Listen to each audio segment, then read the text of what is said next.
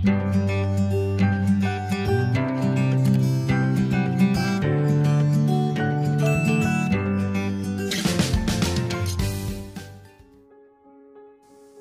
pa lamang ay mulat na si Susan sa katotohanan, kasakiman at kawalang hiyaan ng mundo. Lumaki ito na kasakasama lamang ang kanyang nanay na si Agnes, na isang labandera, at kanyang tiyuhin na isang tricycle driver sa umaga at pusher sa gabi. "Nasaan ang anak mo, Agnes?" Madalas itago si Susan ng kanyang nanay sa loob ng lumang kwarto sa likod ng bahay. Hindi dahil sa may nagawa itong kasalanan, kundi para itago mula sa tiyuhin nitong si Mang Eduardo, na kada uwi ng bahay ay sabog o kung minsan naman ay lasing. Malupit at nakakatakot yan, ang madalas na deskripsyon ng mga naninira sa baryong pulang lupa patungkol sa kanyang tiyuhin. "Halika dito, pag yung anak mo hindi mo inilabas matapos kong magbanyo, ikaw ang ibebenta ko kina kumpare. Naintindihan mo ba ako, Agnes?" Hawak-hawak ang pilak na rosaryo, tiningnan ni Agnes ang kwartong pinagtataguan ni Susan. Nakita nitong nakasilip ng bahagyang anak, kaya't suminyas ito ng sapat lamang upang hindi mapansin ni Mang Eduardo. "Nanay?" Nakasilip sa maliit na butas si Susan sa loob ng isang madilim na malikabok na kwarto. Nakatitig lamang ito sa kanyang ina na sakal-sakal ng kanyang tiyuhin sa leeg. Hindi makahinga at namumutla. Nanginginig na tinakpan ni Susan ang sariling bibig nang mapansin ang marangang senyas ng ina. "Pare-parehas kayong mga babae. Mga walang silbit, puro kamalasan ang dala." Nang makaalis ang tiyuhin, dali ang lumabas si Susan sa kwartong yun. Humahagos na tumakbo ito papunta sa bisig ng kanyang ina. Hinahapo na niyakap nito nang mahigpit si Agnes. "Nanay, umalis na tayo rito. Parang awa nyo na." "Lasing lamang ang tiyo, Susan. Pagpasensyahan mo na." Lumipas ang gabi at hindi na umuwi ang tiyuhin ni Susan. Hindi na rin nila ito hinanap sapagkat sanay na sila rito. Baka nasa kabilang baryo na naman at dumiretso iyon sa pagsusugal. Mas mabuti na rin lamang iyon para makapagpahinga naman sila ng kanyang ina.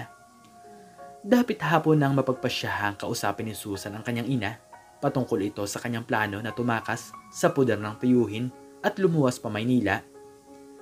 "Nanay," nakaupo si Agnes habang nagbabalat ng saging para gawing paninda kinabukasan. Malalim ang iniisip nito nang maabutan ni Susan.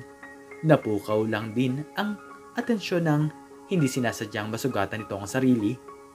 "Nanay," tiningnan agad ni Susan kung malalim ba ang naging sugat sa kaliwang daliri ng ina.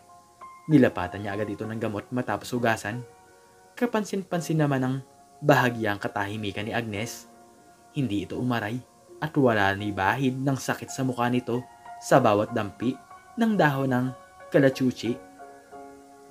"Nanay, may ibang masakit pa ba sa'yo? Gusto mo bang lagyan na muna natin ng bandana ang iyong leeg para hindi naman ganoong nakikita ang pasa?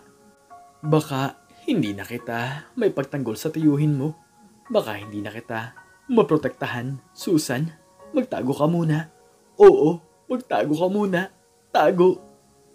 Napako ang mga tingin ni Susan diretso sa kanyang ina habang naiiyak na tumatawa ito na nakatingin sa kanya. Hindi makaimik at makapagsalita. Hindi na rin ito may iwasan ang hindi maiyak. Nakaupo na lamang si Susan sa lupa nang mapagtanto nitong nawala na ng katinuan si Agnes, ang kanyang butihing ina. Gabi, napagpasyahan na ni Susan na lisanin ang bahay ng kanyang tiyuhin. Sinilid na nito ang mahalagang dokumento bago mapatingin sa kanyang ina na nakatingin sa kawalan. Aalis ang dalaga kasama ang kanyang ina at kailan ay hindi na sila muling babalik o lilingon sa bahay na nagmulat sa kanya kung gaano kalupit ang mundo sa mga babaeng katulad niya. "Nanay, aalis na tayo ngayon ha. Lalayo na tayo rito at kailanman ay hindi na babalik." Tumayo na't inakay-akay ni Susan ang ina. Nasa pintuan na sila nang marinig nito ang nakakapangilabot na sigaw ng kanyang tiyuhin. "Susan!" Mabilis na hinila ni Susan ang kanyang ina at tinungo ang kabilang daan upang takasan ang nagagalit na tiyuhin. Kaba, takot, at panginginig ang pilit na nilalabanan ni Susan ng mga oras na yon. Hindi pa pwedeng mahuli sila ng tiyuhin. Hindi na niya gugustuhin bumalik sa malaimpyernong buhay na yon. Agnes! Susan! Nasaan na ba kayo?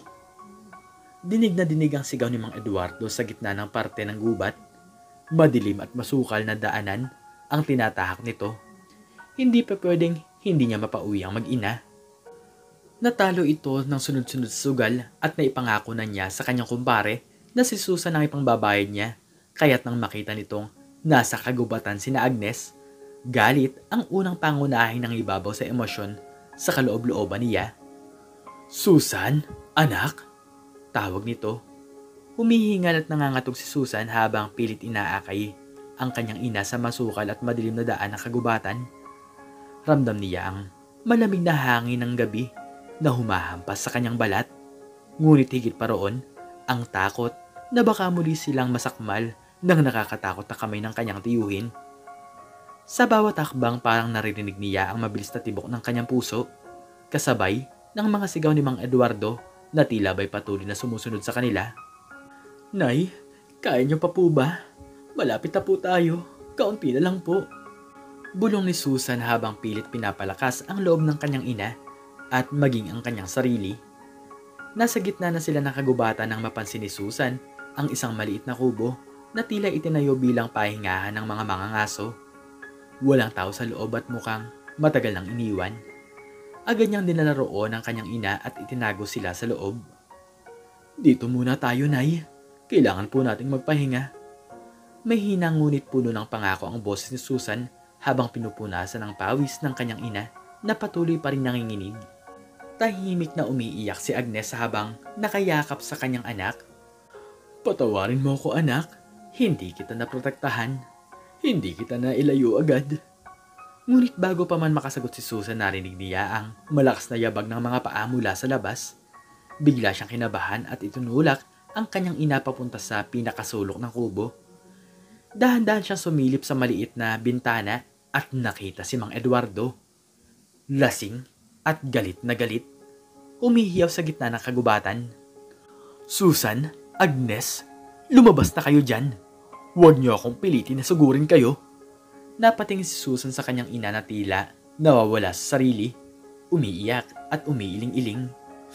Nay, kailangan na natin lumayo. Baka po maabutan niya tayo dito sa loob. Pero bago pa man sila muling makagalaw, biglang narinig ni Susan ang isang kaluskos mula sa likod. Napalingon siya at doon nakita niya ang kanyang tiyuhin na si Eduardo. Nakangiti ng malademonyo at may daladalang malaking patalim. Aba. Kaya pala hindi ko kayo makita. Nagtatago pala kayo rito. Ang mga mata ni Susan ay naluha, ngunit ngayon, hindi natakot ang nangingibabaw. Isa na itong matinding determinasyon na ipagtanggol ang kanyang ina at ang sarili mula sa malademonyong nasa harapan nila. Hindi mo na kami muling madadali, Tito.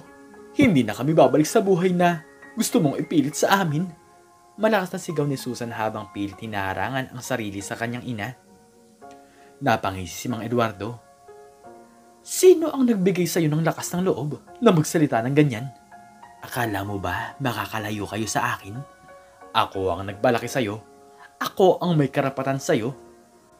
Ngunit bago pa man siya makalapit, biglang nagising si Agnes mula sa kanyang likuran na tila ay kagigising lamang. Bigla nitong hinablot ang patalim mula sa kamay ng kanyang kapatid. Sa gulat ni Eduardo, napaatras ito at doon binigyan ng pagkakataon si Susan na itulak siya palabas ng kubo. Umalis ka! Huwag mo na kaming gambalain pa! Sigaw ni Agnes na para bang bumalik ang lahat ng lakas na nawala sa kanya sa mga nakaraang taon. Sa pagkakataong iyon, napansin ni Mang Eduardo na hindi na siya mananalo. Tuluyan siyang tumakbo papalayo habang si Susan at Agnes ay nananatiling magkatabi, humihingal, ngunit ligtas. Ilang araw na ang lumipas mula sa nakakatakot na insidenteng iyon. Nakarating sina Susan at Agnes sa Maynila. Sa tulong ng ilang kababayan na nakasalubong nila sa daan. Sa kabila ng lahat ng pinagdaanan, hindi sumuko si Susan na mabigyan ng maayos na buhay ang kanyang ina. Nagsimula siyang makahanap ng trabaho at kumuha ng mga part-time na pagkakakitaan habang patuloy na inaalagaan ng kanyang ina. Nakahanap si Susan ng trabaho bilang kahera sa isang maliit na tindahan.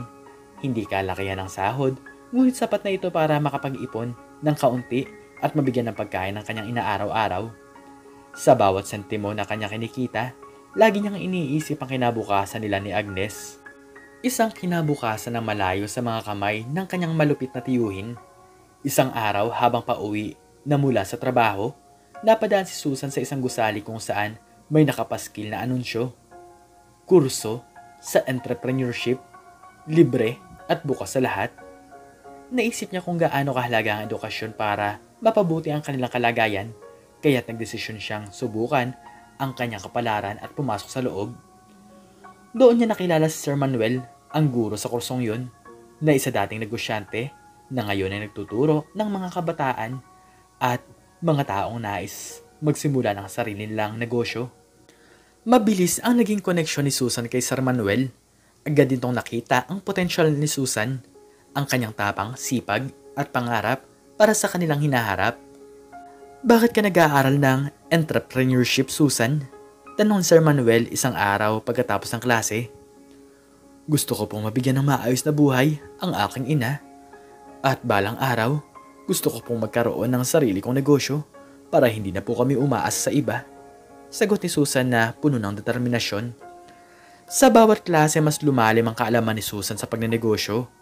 Hindi nagtagal, nagsimula siyang mag-isip ng mga simpleng produkto na maaari niyang simulan.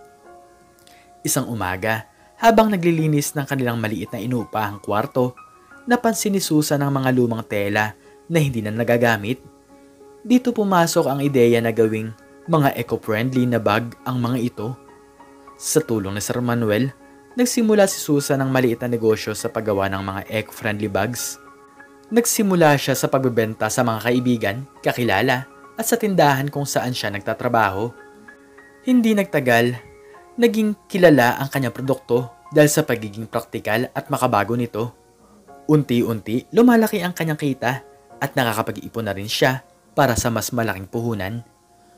Lumipas sa mga buwan na taon at hindi na lamang pangarap ang negosyo ni Susan. Isa na itong matagumpay na kumpanya. Nakapagpatayo na siya ng isang maliit na pabrika kung saan nag-empleyo siya ng mga kapwa kababaihang nangangailangan ng trabaho. Ginamit ni Susan ang kanyang nakaraang karanasan upang maging inspirasyon sa kanyang negosyo.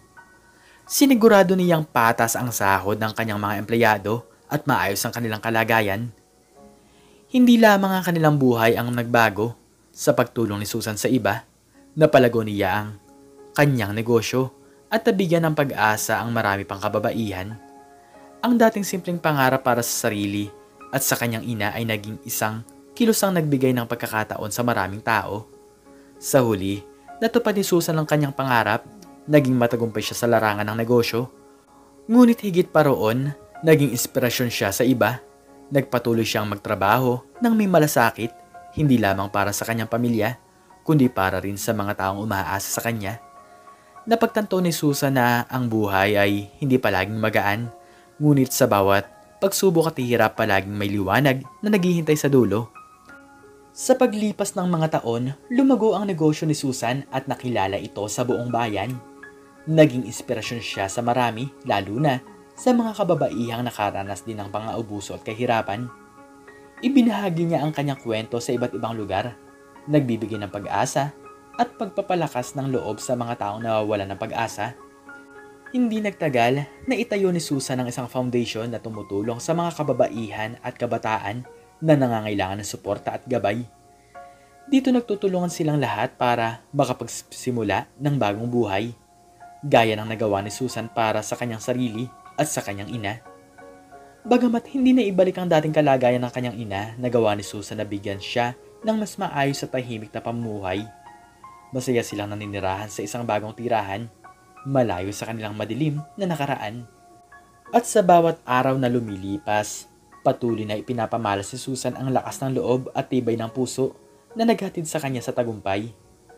Ang kanyang kwento ay hindi lang kwento sa pagsubok at tagumpay, kundi isang kwento ng pag-asa at pananalig na kahit gaano pa kalalim ang sugat na iniwan ng kahapon, may bukas na handang magbigay ng bagong simula. Ito ang aral na iniwan ni Susan sa lahat, na ang buhay ay puno ng hamon, ngunit ang bawat hakbang patungo sa kinabukasan ay isang hakbang patungo sa tagumpay at kapayapaan. Ikaw ka, Juanetels, ano po ang natutunan niyo sa istoryang ito? Makikicomment naman po sa baba kung ano po ang inyong natutunan. At hanggang dito na lamang po nagtatapos ang aking istorya, at sana po ay nagustuhan niyo ito. Please like, share, and subscribe, and click the notification bell para lagi po kayong updated sa mga bago ko pong istorya. Muli ay maraming salamat po, at God bless us all.